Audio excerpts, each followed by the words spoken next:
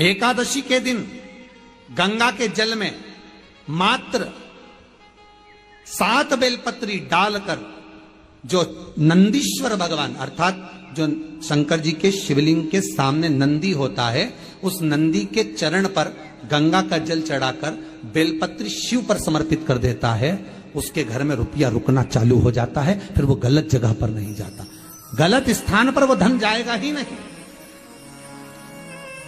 बेटा अगर व्यसन में पड़ा हुआ है, मदिरापान में पड़ा हुआ है, मांसाहार में, जुए आदि में जा रहा है, तुम्हें लग रहा है कि मेरा बेटा गलत मार्ग पर जा रहा है, ये मित्र दोस्ती गलत हो रही है, वो सही जगह पर आ जाए।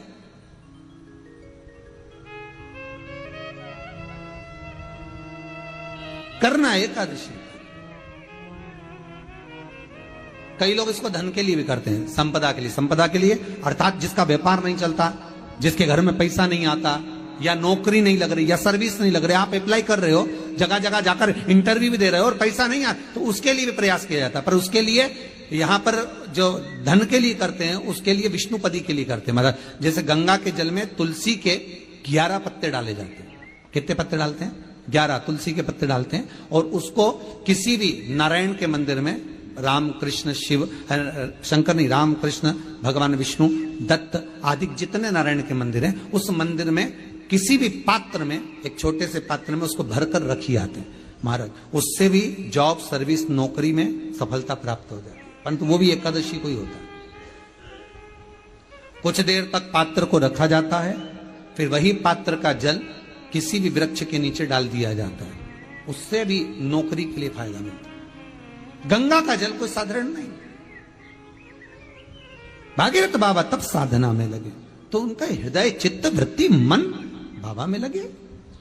देवराज ने मन लगाया नहीं, और नहीं लगाया, इसके बाद भी बाबा की करुणा देखी कितनी हुई कि मरा, प्राण छूटे तो शिवधाम मिल गए।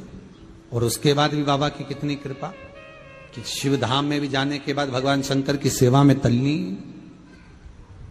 शिव महापुराण की कथा कहती है, एक बिंदुक नाम का ब्राह्मण था जिसकी धर्मपत्नी का नाम चंचुला देवी था।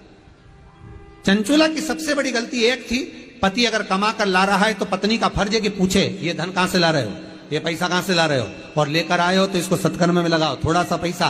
5 रुपए अगर पति कमा के ला रहे तो उसमें से 51 1 रुपया निकाल लो, 54 निकाल लो, पर 54 भी कहीं सत्कर्म में, कहीं दान में, कहीं पुण्य में, कहीं हो रहा हो, कहीं सत्कर्म, उस जगह पर लगाने का प्रयास करिए। 54 निकाल,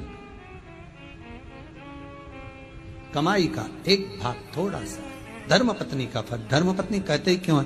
क्योंकि वो धर्म के पथ पर लेकर चले, वो धर्म पत्नी।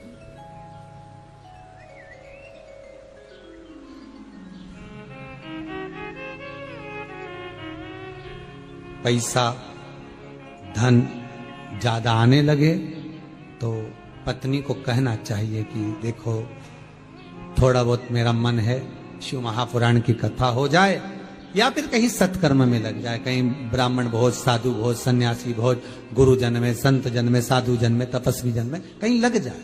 ये धर्म पत्नी, जहां धर्म जुड़ा हुआ हो वो धर्म। महाराज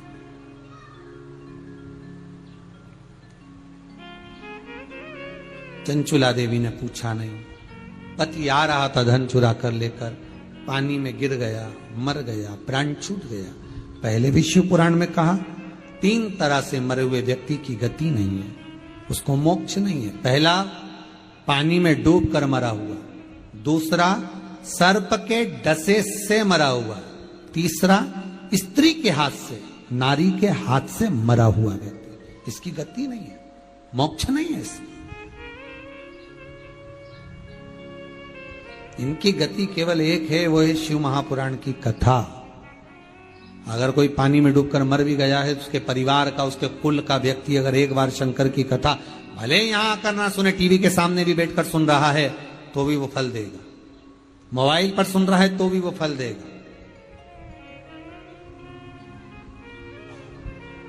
एक अंश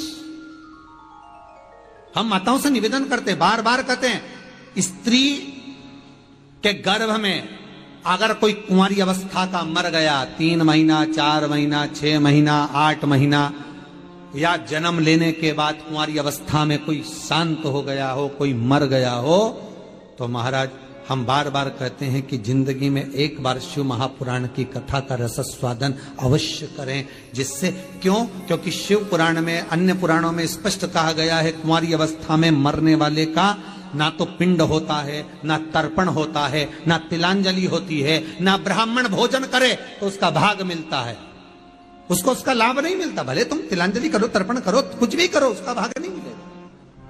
उसको भाग कम मिलता है जब उसके परिवार का कोई व्यक्ति शिव महापुराण की कथा का रसस्वादन कर लेता है, कथा श्रवण कर लेता है। कथा सुनने के बाद उसको पिंड भी मिलने लगता है, ब्राह्मण भोज भी मिलने लगता है, उसको सारा सुख प्राप्त होने लगता है, वो जीव की गति हो जाती है, उस जीव की गति हो जाती है। आप कितनी भी गलती कर रहे हो, आप क्या शब्दों का संबोधन कर रहे हो, आप क्या बोल रहे हो, ये मतलब नहीं है। सबसे मूल ये है कि आप अगर कोई गलती को कर दिए हो तो सबसे पहला संबोधन आपके मुख से निकलना चाहिए क्षमा, सॉरी।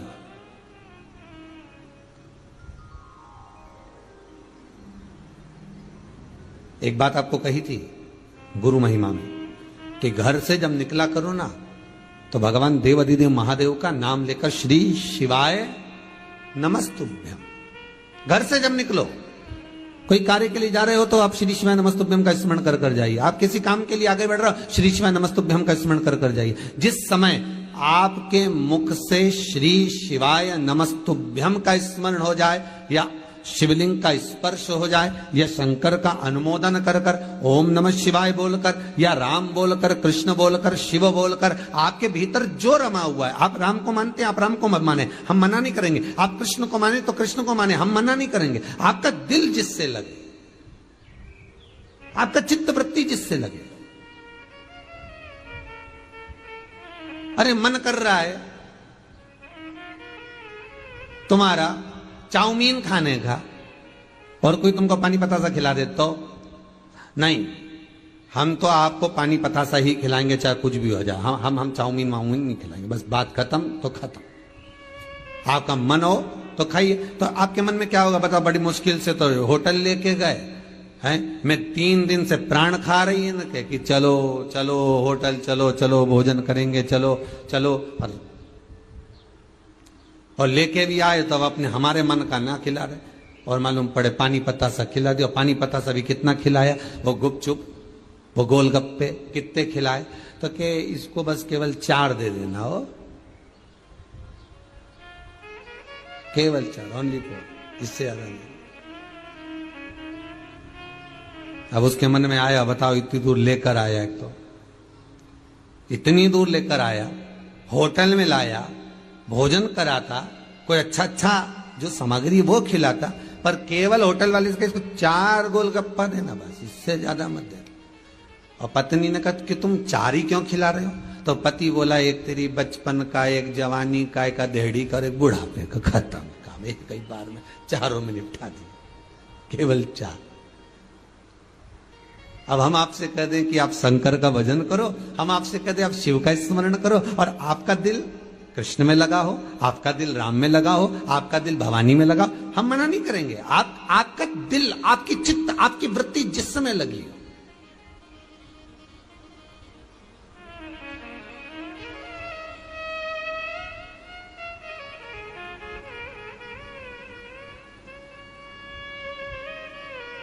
आपका मन जहां रम जाए। हम कई बार कहते हैं दुनिया के लोग निर्जीव चीज से प्रेम करते हैं और जीवित चीज से प्रेम नहीं कर पाते। निर्जीव चीज से कितना प्रेम करते हैं ये दुनिया के लोगों को मालूम है। जितने लोग आस्था पर कथा सुन रहे हो, जितने कथा को श्रवण कर रहे हो, जितने मोबाइल पर सुन रहे हो, फेसबुक यूट्यूब पर सुन रहे हो, आप भी निर्जीव चीज से ज्यादा प्रेम करोगे, जीवित चीज से नहीं।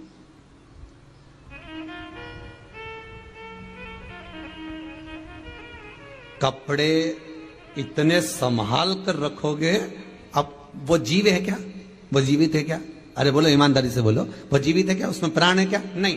पर इतने संभाल, क्योंकि वो निर्जीव है, इतने संभाल कर रखा, इतने आराम से, इतने साध कर रखा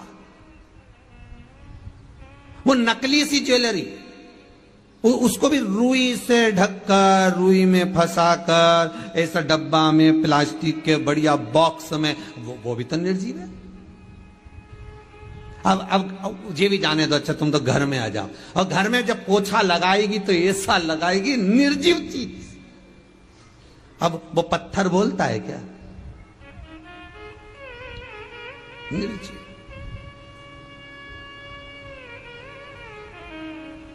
निर्जीव चीज को तो तुमने संभाला, और जो जीवित था उसको संभाल सके क्या?